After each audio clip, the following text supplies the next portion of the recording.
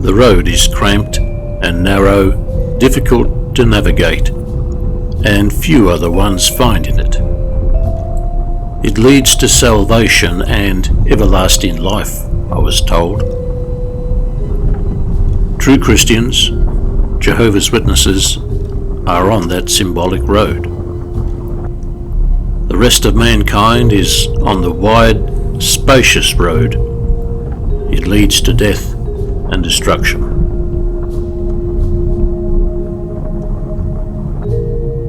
Comprehending that is difficult for most normal people. Jehovah's Witnesses were told to be steadfast and loyal to the church while they traversed that figurative road of life.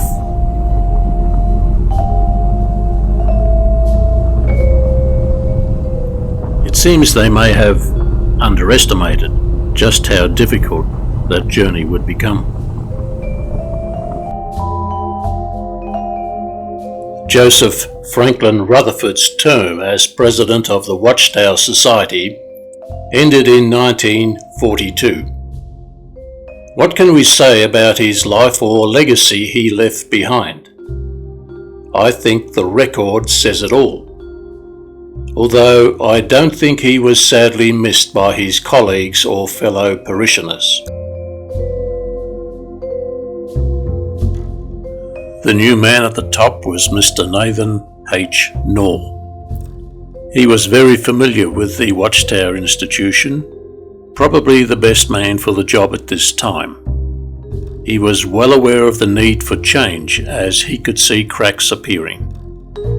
I believe the church was in damage control due to errors of judgment from those before him. Even though Mr. Knorr showed initiative to make changes, he could not change the fundamental core doctrine of the last days or end times. It was set in stone by its founder, Mr. Russell, all those years ago. It is the view of many that this doctrine is flawed and it carried over into the new administration. As a doctrine, it was financially lucrative. It instilled fear into people to attend, but it may come with a terminal downside for the church. Any organisation built on that foundation will have a short and turbulent lifespan, as time now becomes your enemy. Unfulfilled hopes and expectations take a heavy toll on the brethren.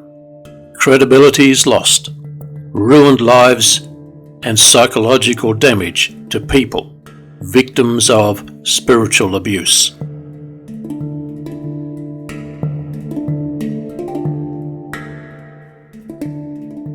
It was during this man's term as president of Watchtower that a smorgasbord of new ideas and doomsday rhetoric was thrust upon the brethren.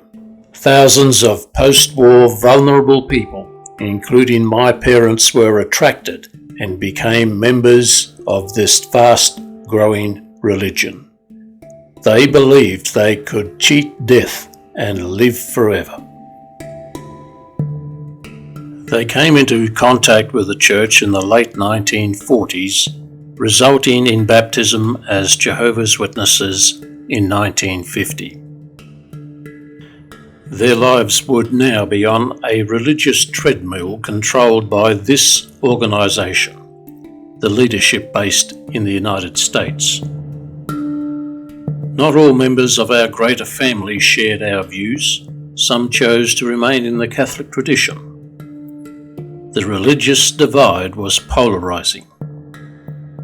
Our normal life with family changed. The religious treadmill would now gradually speed up. The church was prioritised. It set the course for us. We followed suit. In time, more changes were made and the church would be controlled by a small group of men known as the governing body. They reminded the faithful followers to consider them as God's chosen, anointed channel of communication to the world. If you failed to obey them, you would eventually lose your life at the hands of God at the fast approaching day of Armageddon. As I understood it, this event is shortly to take place, and members of the governing body would soon be raptured to heaven, join Jesus Christ in this killing spree, eliminating all things non-Jehovah's Witness. Church members were warned to expect a high level of dead bodies littering our streets and the countryside. God would use bird life and other meat-eating animals to consume the dead carcasses of men, women and children. What they couldn't consume would be miraculously eliminated by God to prevent disease. I guess this would include all my relatives who chose to remain in the Catholic faith. Just in case you, as a Jehovah's Witness survivor, would naturally have some emotional issues viewing all these dead bodies, including some of which would be relatives of yours, I was reminded as a child of a verse in the Bible which indicated you would not feel sorry. Somehow God was going to prevent an emotional response on your part. I was shown another verse in the Bible where God would use bird life and other meat-eating animals to eliminate all these decaying bodies. This sort of twisted indoctrination was my world as a child.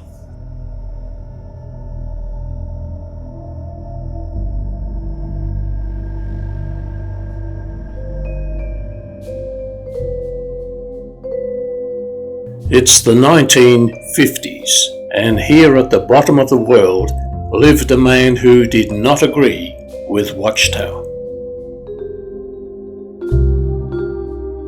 He's laid to rest here in a small town on the southern tip of West Australia, Bridgetown.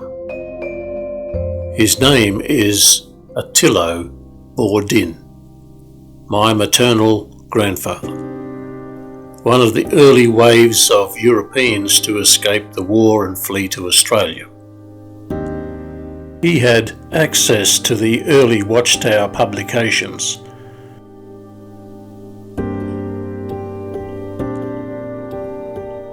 None of it made sense to him. This is the only photo I have of my grandfather. I never got to know him. I was brainwashed to believe he was not a good person to be around, as he was not a worshipper of this God Yahweh or Jehovah. No childhood memories or conversations. Not even the normal banter one has with Grandpa. I had no bond with him at all. He was going to die on God's judgment day, and I didn't care.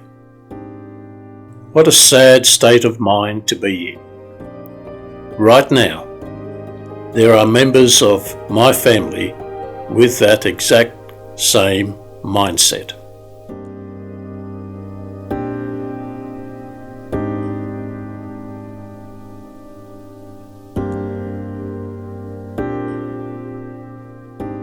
I was only 18 when he passed away in 1972, and I only recall seeing him once for a short visit back in 1969.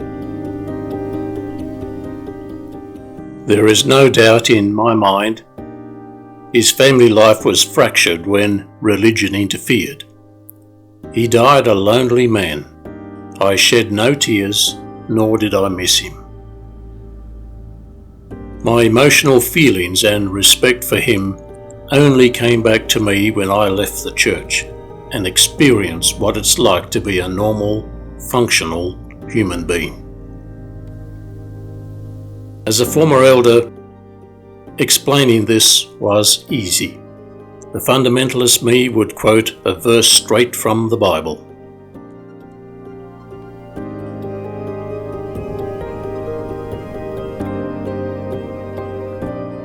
My 40-year journey with Jehovah's Witnesses started out at just 8 days of age.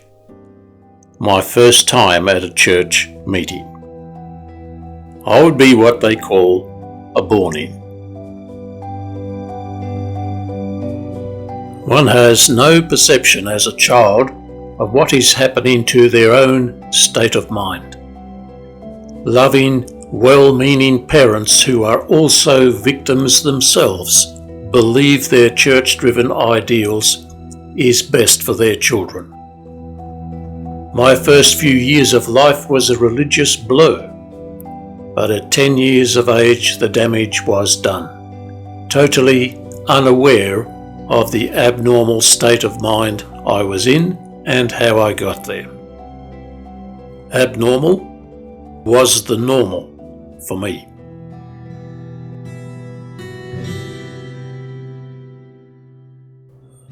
The goal for parents under the influence of the church is to achieve in their children devotion to God, absolute loyalty and obedience to Him. To achieve this dangerous form of mind control over children requires a starting point, fertile ground of being vulnerable. This is the natural state of children anyway, totally dependent on parents for security and well-being. Until such times they become an adult themselves. It is easy to inculcate a child. Not so easy for an adult, but it still requires a starting point of being vulnerable. It usually occurs when an individual undergoes some form of trauma, maybe a health issue, divorce, separation, financial stress, or the death of someone close.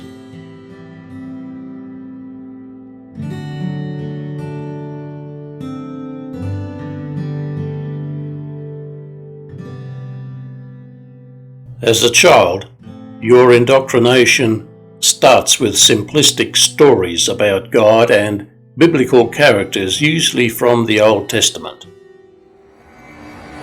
You're told the Bible is the word of an ancient Hebrew God who created heaven and earth, all-powerful and apparently alive and well. A child has no concept of God, so you're given verses from the Bible depicting God with arms and legs, a face, a nose, so he breathes air just like us. He seems to be an older man dressed in white robes. The reality is, we have just created God in our image or likeness, a figment of our imagination. This ancient divine being has lots of enemies, including Satan the devil.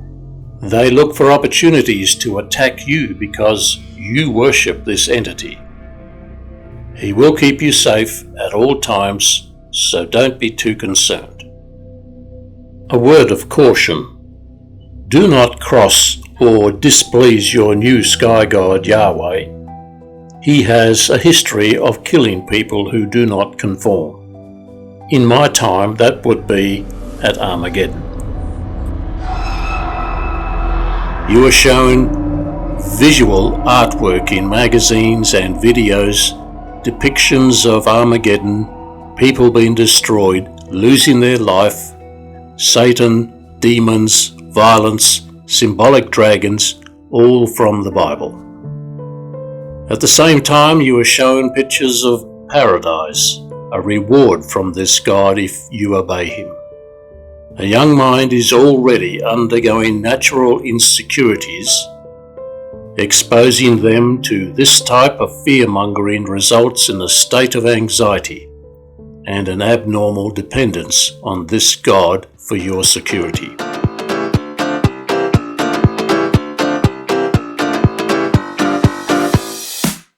Just when you thought obedience to the heavenly God was all you needed for salvation, you are now introduced to what many are saying is like another God that demands obedience too. It seems this institution is the one God uses to give orders to his people on earth. I was told that if you don't conform to this society, the real God in heaven is not going to turn a blind eye to that, and he may issue you with a death penalty at a later date if you don't repent.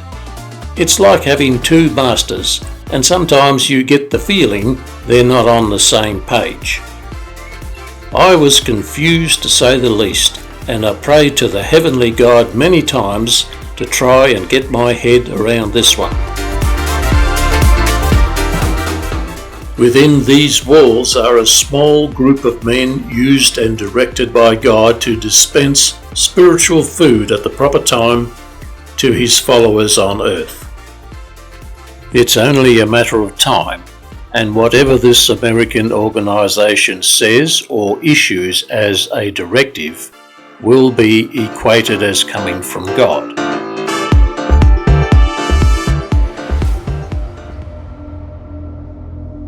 As you get older, your parents realize you're learning to become independent from their life and world.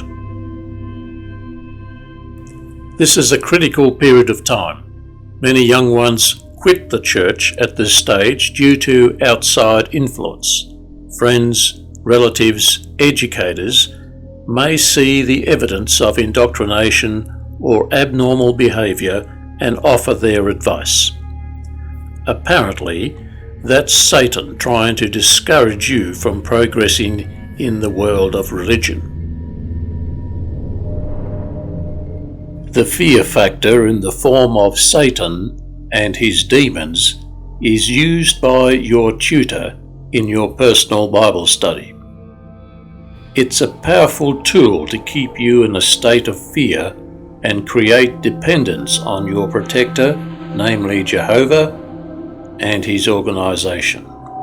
A very effective form of mind control. Two entities are competing for your mind and your life. God on the one hand, the devil on the other. Your friendship with your new friend Yahweh or Jehovah God automatically assigns you as a target of the devil and his demons. Your Bible study tutor or your parents will remind you that your former friends, even relatives who are not interested in the church, can be used by Satan to hinder your progress in what is referred to as the truth. Your new friends await you. The agenda of mind control continues in the form of the brotherhood. Engaging with the brotherhood will be part of your tuition or Bible study progress. Your tutor will accompany you and introduce you to another world of people who think just like you. This stage of your journey is very convincing. You are love-bombed. You experience motivation, which can be exhilarating. It's an atmosphere of joy and happiness.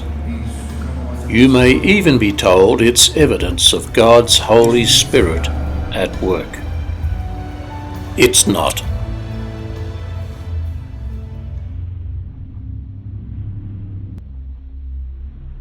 Large crowds, groups or assemblies are used by religious organizations, political parties and even dictators to gather a following and increase their support.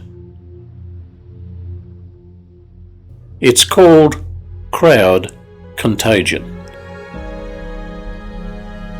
For some reason, ideals seem to gather pace in this environment and have a greater long-term impact on people.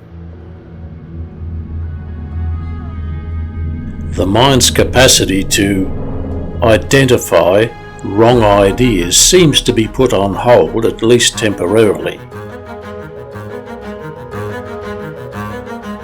It is my view that what is happening here is a very subtle, mild form of hypnosis, capturing the mind of the people, removing them from reality.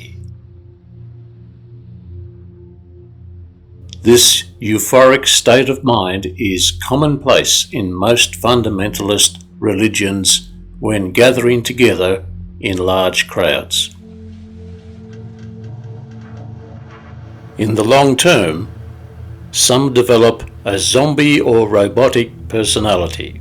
They accept anything without question, do anything if asked, and they're mostly found in positions of authority within the church. They're needed to keep control.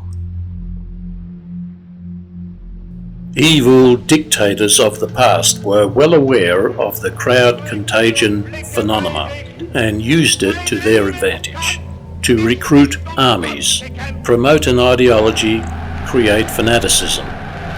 The ingredients were all there: a timely message, a large crowd, a powerful speaker. Just add music and now you have a dedicated cult following.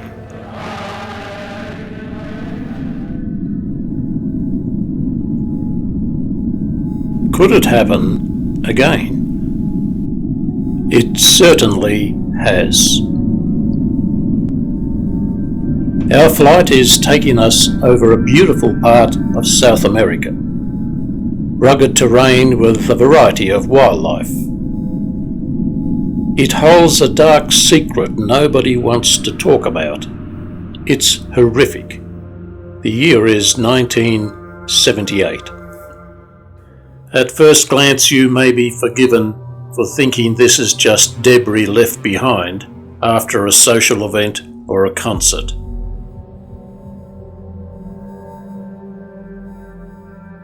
But take a closer look.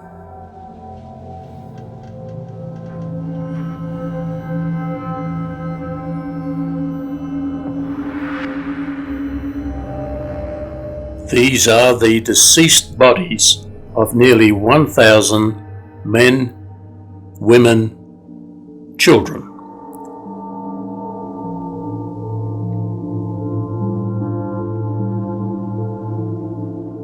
They drank the Kool-Aid of death, known as the Jonestown Incident of 1978.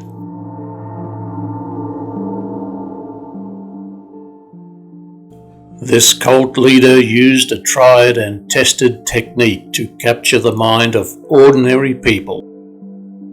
They had a need, he provided the answer, promised them paradise, controlled the media, confined them to a group.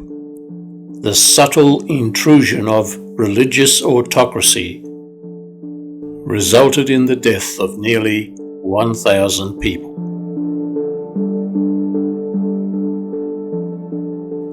What is it about you or me that inclines one to become attracted to the spiritual?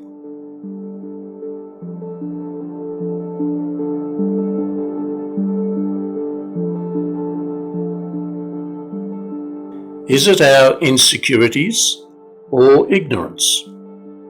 Or is it a unique sense of spirituality that is part of us naturally? A hardwired awareness of a higher form of intelligence outside of our world or dimension. And not necessarily God. After all, this phenomenon has been with us, it seems, forever. Has the institution of religion capitalized on that and created an empire of wealth and power, creating doctrines, inventing cult figures and holy books supposedly written by God or some individual under God's inspiration? Murdering those who don't conform, or resigning them to hellfire or everlasting death at the hands of God.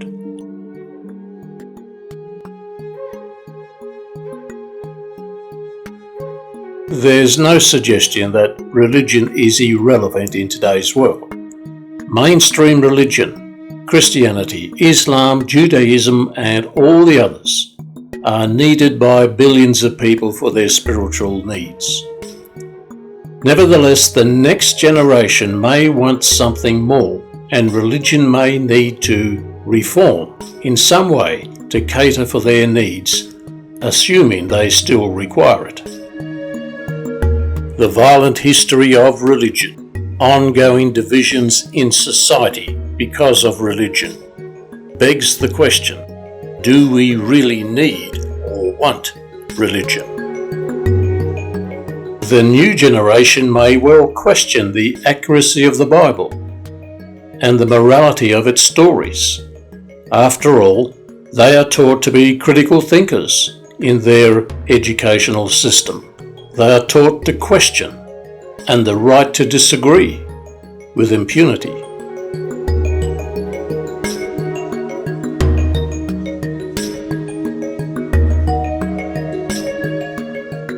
A classic case in Scripture that is accepted by billions of people without question, that has come under scrutiny by the skeptics, including some well-known researchers. They question the story and its morality. Enter the Abrahamic story in the Bible and its dilemma.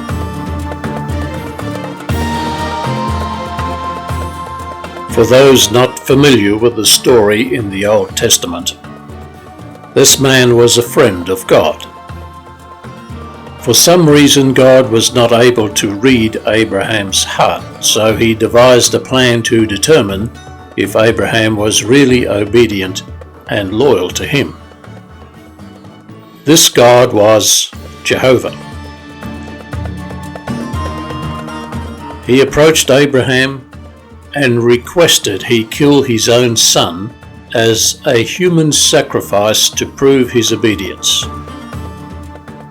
Take a knife, cut his throat, blood would be poured out on the ground, and then most probably burnt as an offering to God.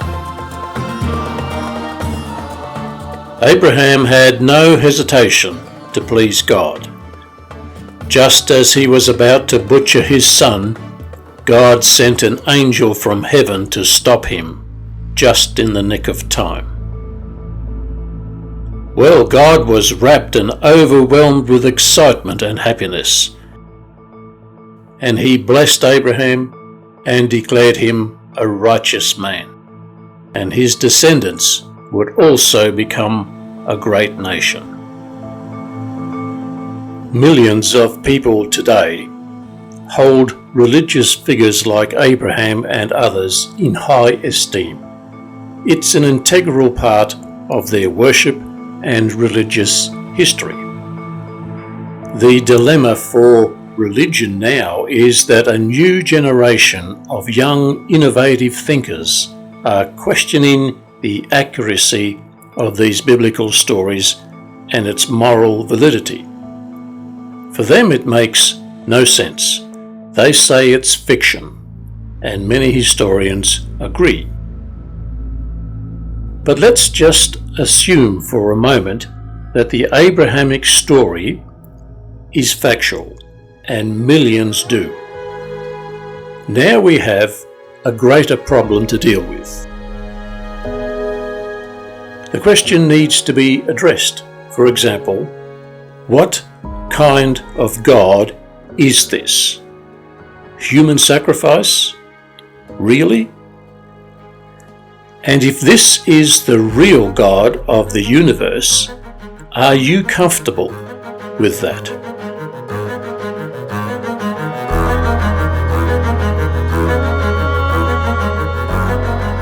Regardless of whether it's fact or fiction, what isn't fiction is the horrible example and precedent it has set for humanity, not to mention God's name and reputation. Is it any wonder then that this evil satanic practice of human sacrifice to appease God or a god, including child sacrifice, is found in the annals of recorded human history? Something is seriously wrong. The practice of sacrifice is barbaric. This animal sacrifice in ancient times was demanded by God on a daily basis to be forgiven of your sin. Also required after childbirth, which apparently was another sin and unclean, and a host of other scenarios as well. This God's obsession with sin and the notion he won't forgive until blood is poured out or someone dies, and then moving forward to sacrificing his own son as a human sacrifice before he would forgive the world, is totally unacceptable for a new generation of people. Let's go back 30 years, shall we?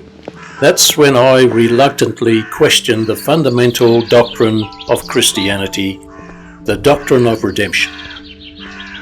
To me, the whole concept of it was barbaric at its very core. The very nature of the biblical God in the Old Testament was now under scrutiny. I decided to test the theory that if there was a dark side to God, can that have an influence on the believers?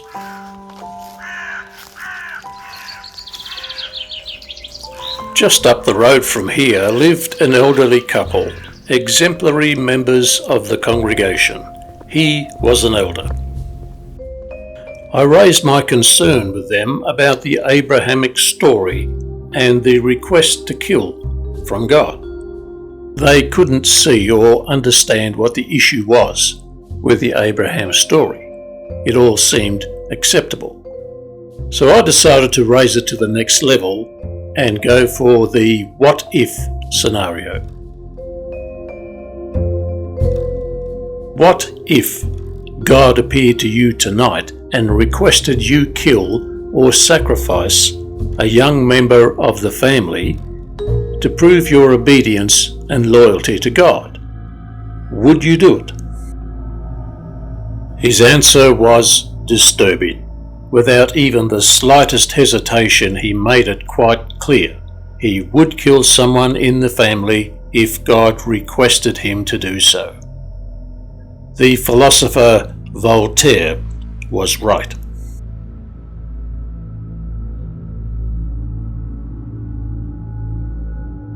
It's no wonder the Western world has a new voice of courageous young people who now question the house of God and the variety of holy writings at its core.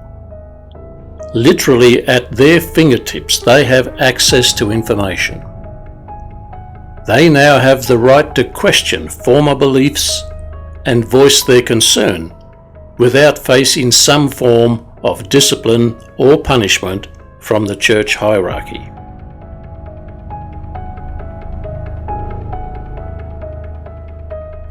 My former church tolerates no dissent whatsoever. If you are a dissenter, you will be excommunicated. Friends and family in the church are required to sever all ties with you. No socializing, not even saying a greeting. The same God who authorized sacrifices also gave us this policy of shunning and excommunication, according to my former church. This needs to stop. This God has another issue. It's with blood.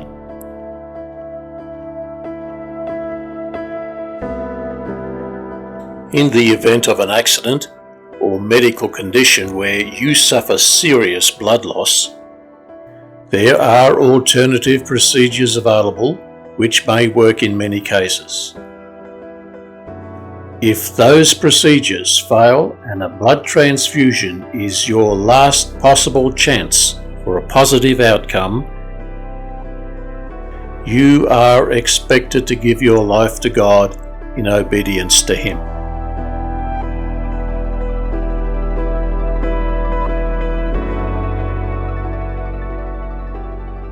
If you're a former Jehovah's Witness, you fully expected to survive Armageddon, which was imminent. Live forever on paradise earth.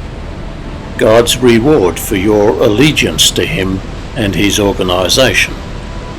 You would not experience death. You were of that generation that would not pass away. Now that you're awakened, you're facing reality. You are mortal.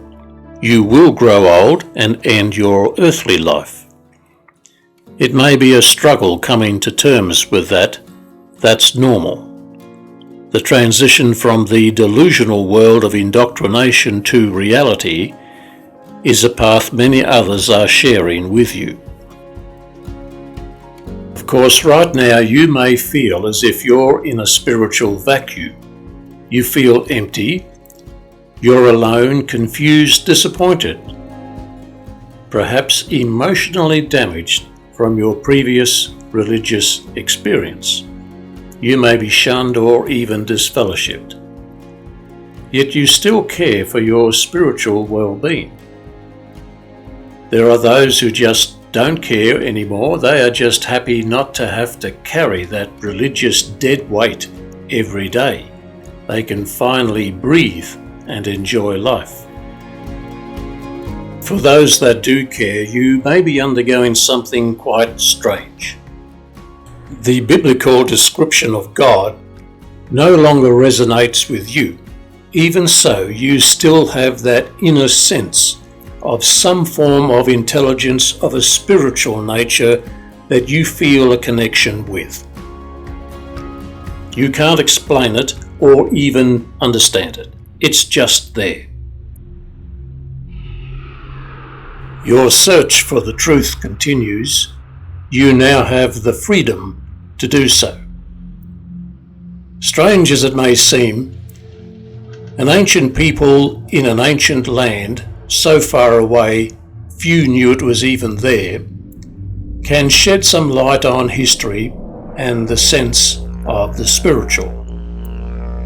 Today, the custodians of that history still remain. Their story is worthy of our attention.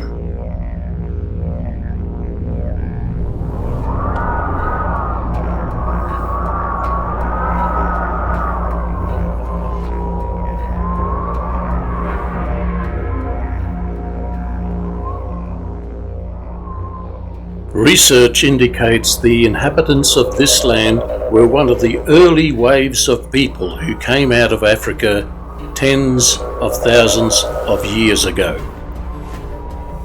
As the sea levels rose at the end of the last ice age, this land and its people were separated from the rest of the world. For the next 10,000 years, they were isolated and unknown. Their history goes back well before biblical history, Christianity, Islam, the Quran, Egyptian history, Chinese history, Judaism, and more.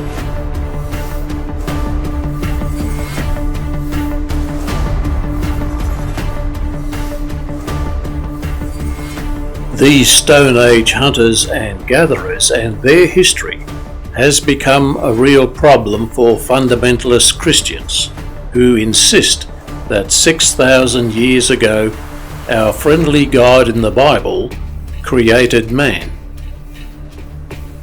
Well, now we have an issue with the Bible. This culture was already here for a long time when Adam turned up in the Middle East. The dilemma for Christians and their Bible only seems to get worse. 4,000 years ago, approximately, our friendly God from the Middle East, you know, the one who demands sacrifices in one form or another, had a complete and utter meltdown and decided to kill off all life on this planet. Men, women, children, including all animal life, and destroy the planet in the process with a deluge of water known as the Flood of Noah's Day. Water level was higher than the tallest mountain. Only 8 people on a wooden box Noah built would survive.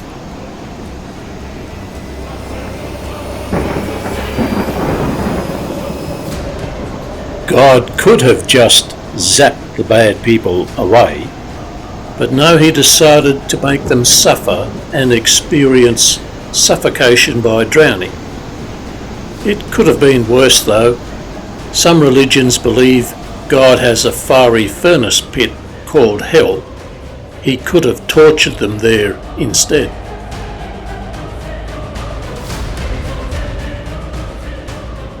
Meanwhile, back in the land down under, it's as dry as a bone out here. This is a real problem for the Bible fellas. These people must have missed Noah's flood or slept through this event 4,000 years ago. For them, it just didn't happen. And they would know. They've been here since well before the end of the last ice age.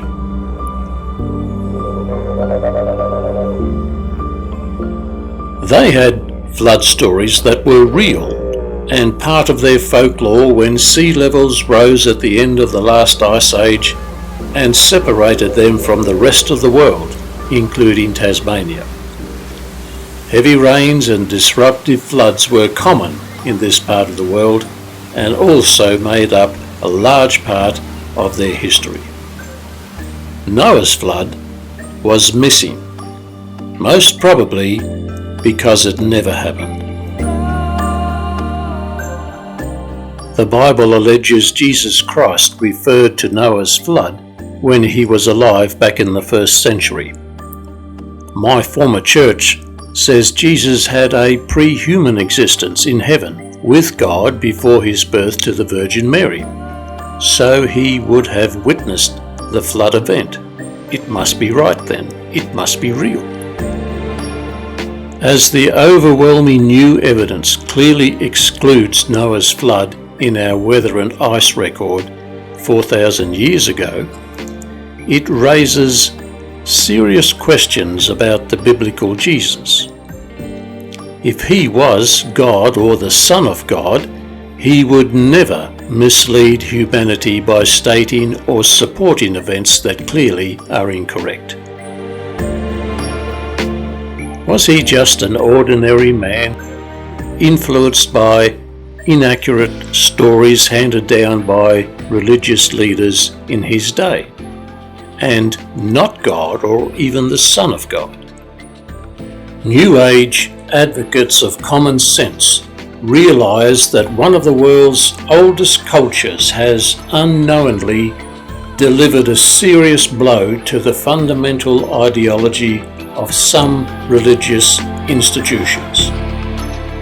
Do we truly believe that forces needed to create and control this planet and the vast universe with galaxies so big and complex, not to mention other dimensions, are all in existence due to the same entity that gave us human sacrifice, mass genocide and extermination of life, and is threatening to kill off most of the world's population again, in fact, real soon, because they haven't listened to Jehovah's Witnesses, God's chosen people?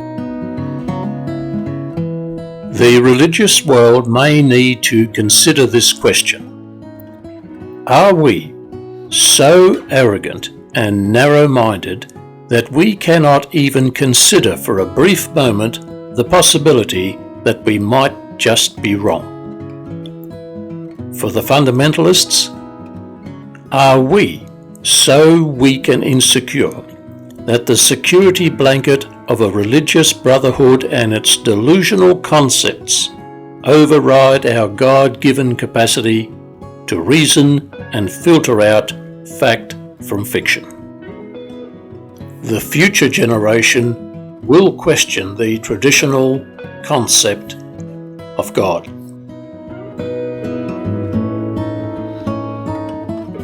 If all we were taught and believed in is under question, you may still feel a sense of the spiritual. How is that even possible after years of spiritual abuse?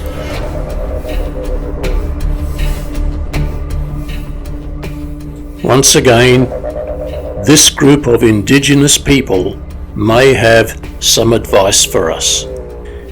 Here in this ancient land, unknown to the rest of humanity, lost in time at the bottom of the world, a culture that was here before Western history, before Christianity, before Islam, lived a people with a deep sense of the spiritual.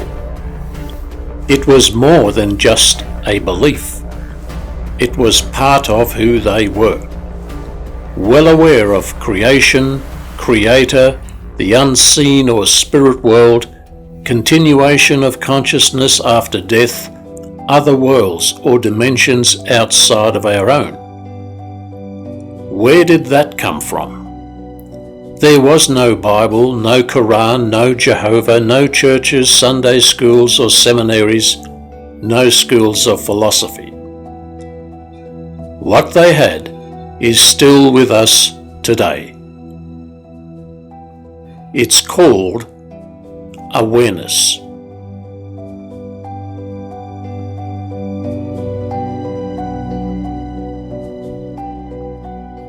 That deep inner sense that comes from within, as if we were hardwired for spirituality. It's not something you learn, it's what you already have, to be nurtured or cultivated. They were conscious of a higher source of intelligence outside of our world.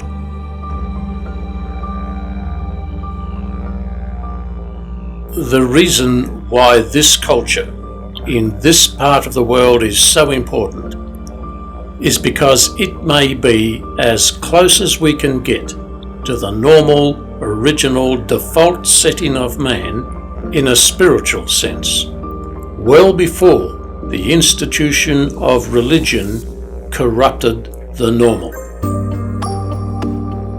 The world's oldest continuous living culture was fully aware of creation, creator, and external forces responsible for their world.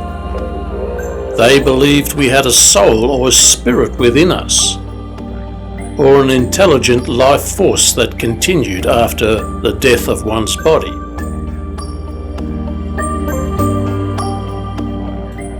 They understood the concept of spirituality interacting with their world.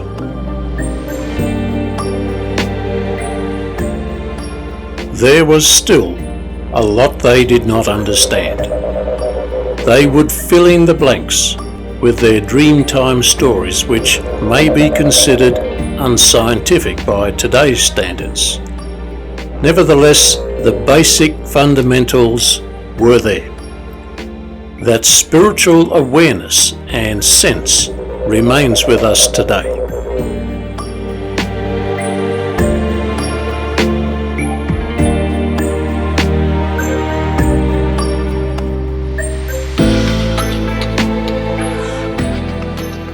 There are those who are in denial and dismiss the spiritual. That's okay. It will activate at some point in their life. They'll know when it happens. But as for those endeavouring to leave the institution, it will be a process requiring time, to unpack years of indoctrination.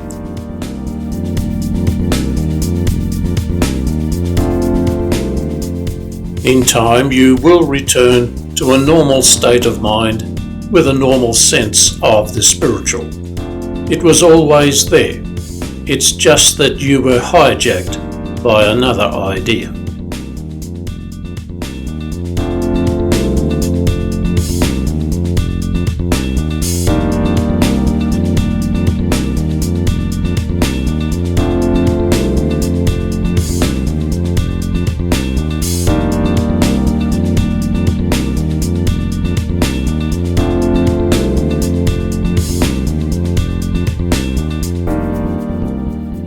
In all fairness, there are those in a minority who maintain we are just a physical body, a result of a freakish event of nature. No such thing as a God or a higher source of intelligence, no spirit beings, there's no force of life, there's no soul, there's no extraterrestrial, no continuation of consciousness.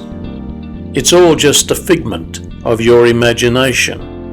You're born, you live, you die, end of story, and the earth's flat. Well, they may have a point. Having said that, I have this gut feeling they're wrong.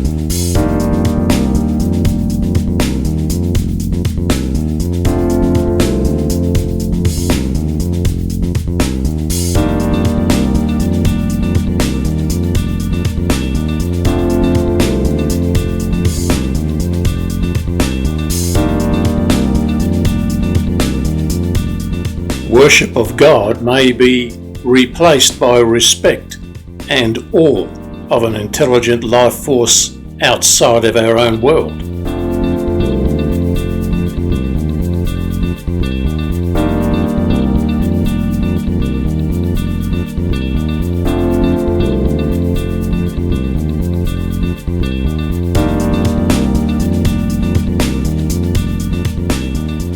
The next generation doesn't want or need to worship a God. They will be spiritually secure within themselves.